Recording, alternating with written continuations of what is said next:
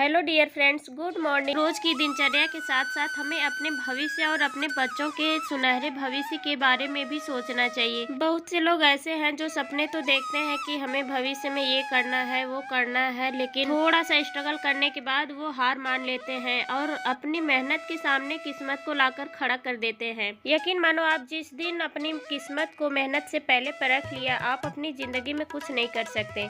आप किसी भी सफल व्यक्ति की हिस्ट्री उठाकर देख लीजिए कि उसने अपने टाइम में क्या क्या दिन देखे हैं।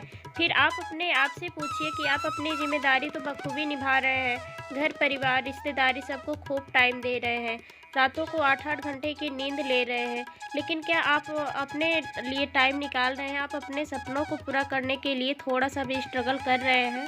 सपनों को सच करने के लिए डेडिकेशन और जज्बा होना चाहिए। सपने सपने देखने से नहीं होते हैं, उसके प्रति आपको डेडिकेट होना चाहिए। दोस्तों, ये है मेरा छोटा सा अपना सा थॉट्स। बाकी सबके अपने अलग अलग ओपिनियंस होते हैं।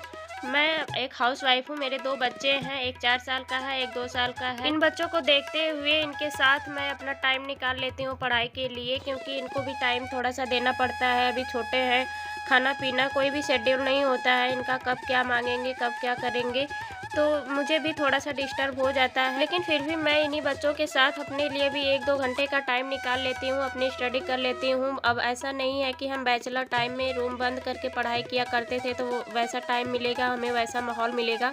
अब हमें टाइम का मैनेज ऐसे ही करना पड़ेगा। दोस्तों, सीटेट का रिजल्ट आया था तो मैंने एक वीडियो बनाया था, उसमें मैंने अपने नंबर बताए थे। मेरे पहले पेपर में 104 नंबर हैं और सेकंड पेपर में 83 नंबर हैं। तो मैंने ये भी बताया था कि मैं बीएड की हूँ। तो कुछ लोगों का ये कमेंट आ रहा था बार बार कि अगर आप बीएड की हैं तो आप पहला पेपर कैसे भर दी, पहला पेपर भरने का तो ऑप्शन ही नहीं था। उस वीडियो में मैंने उस वीडियो में मैंने ये नहीं बताया था कि मैं पैरेलली अभी डीएलएड में भी एडमिशन ली हूँ, तो उसके बेस पर मैंने पहला फॉर्म भरा था पहले पेपर का। तो मैं उस वीडियो में नहीं बता पाई थी, तो बहुत सारे लोगों का कमेंट आ रहा था, तो मैंने सोचा कि बता देती हूँ, वरना बहुत सारे लोगों का डाउट रह जाता है कि हमारा तो नहीं भरा गया, इन्होंने कैसे पेपर दिया और पास किया। यहाँ पर सारा काम ख़त्म हो गया है। हैप्पी विवान दोनों नहा भी लिए हैं और तो थोड़ा सा लंच भी हो गया उनका, तो खेल रहे हैं आपस में ही, टीवी देख रहे हैं। तो मैं सोच रही हूँ कि अपना थोड़ा सा पढ़ाई कर लेती हूँ।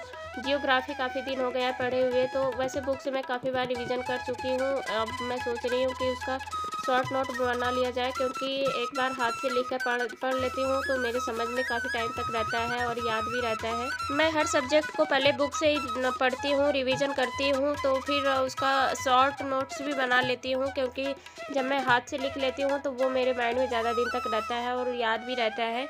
तो आप लोग भी, अगर आप लोगों की ये आदत है तो बहुत ही अच्छा है, क्योंकि हाथ से लिख कर पढ़ा हुआ काफ़ी टाइम तक याद रहता है। अब मैं यहाँ पे 6th क्लास की एनसीईआरटी की बुक से पढ़ाई कर रही हूँ, जो कि जियोग्राफी का है। अब इसमें ज़्यादा चैप्टर है भी नहीं, 5-6 चैप्टर हैं। मैं रिवीजन तो एक दिन में ही कर लेती हूँ, लेकिन नोट्स बनाने में मुझे 2-3 दिन तो लग ही जाएंगे, क्योंकि नोट्स बनाते टाइम भी पहले पढ़ना पड़ता है, फिर समझना पड़ता है कौन सा टॉपिक हमें ज़्यादा हार्ड लग रहा है, बार बार भूल जाता है, तो वही टॉपिक मैं लिखती हूँ और बाकी सारे टॉपिक नहीं लिखती हूँ मैं। यहाँ पर मेरा पूरा का पूरा फोकस सुपर टेट पर ही है, क्योंकि अभी कोई भी फॉर्म सामने नहीं दिख रहा है और बिहार में हम भर नहीं सकते क्योंकि नंबर कम है, तो सामने बस वही सुपर टेट है। अभी कुछ पता तो नहीं है कब आएगा कब नहीं आएगा, लेकिन नोटिफिकेशन का वेट नहीं करना चाहिए। सुपर टेट आने के बाद टाइम बिल्कुल भी नहीं मिलता है पढ़ने के लिए। अगर अभी से हम 1-1 घंटे 2-2 घंटे निकालते हैं पढ़ने के लिए तो सफिशियंट होता है हाउसवाइफ के लिए। अगर आप ये सोच रहे हैं कि नोटिफिकेशन आएगा या फिर कोई न्यूज आएगी कि हाँ सुपर टेट आने वाला है, यूपी टेट आने वाला है, तब हम अपना रिवीजन शुरू करेंगे, अपनी पढ़ाई चालू करेंगे, तो ये सब बहुत ही बड़ी बेवकूफ़ी हो जाती है, क्योंकि सुपर टेट यूपी टेट आने के बाद टाइम नहीं मिलता है। मैं अपने हर वीडियो में बताती हूँ। अगर आप हाउसवाइफ हैं, आपको घर पे रह के ही पढ़ना है, तो आप अभी से पढ़ाई शुरू कर दीजिए, क्योंकि आपको कोई बाहर जाके कोचिंग तो करना नहीं है कि नोटिफिकेशन आएगा तो हम घर छोड़ के कहीं बाहर चले जाएंगे, पढ़ाई कर लेंगे, 8-8 घंटे का टाइम मिल जाएगा हमें पढ़ने के लिए। जब आपको घर पे ही रह के पढ़ना है तो 1 ही 2 घंटे का टाइम निकालना है आपको, तो अभी से निकालिए, अभी से अपना स्ट्रगल जारी रखिए, क्योंकि बाद में फिर आपको वही 1 नंबर 2 नंबर से रह जाता है तो बहुत ही ज़्यादा तकलीफ होती है। बहुत सारे यूट्यूब चैनल है जहाँ पे मैराथन क्लास पढ़ी है, प्लेलिस्ट में वीडियो पढ़ी है, आप वहाँ से देख के चीज़ों को समझिए। मैं तो बुक से ही पढ़ती हूँ, लेकिन जब कोई टॉपिक नहीं समझ में आता है तो मैं वीडियो यूट्यूब से भी देख लेती हूँ। दोस्तों, ये रहा मेरा आज का छोटा सा स्टडी पॉइंट। आप लोगों को कैसा लगा? अगर अच्छा लगा तो please like comment and subscribe जरूर करें। Thank you dear, thank you friends.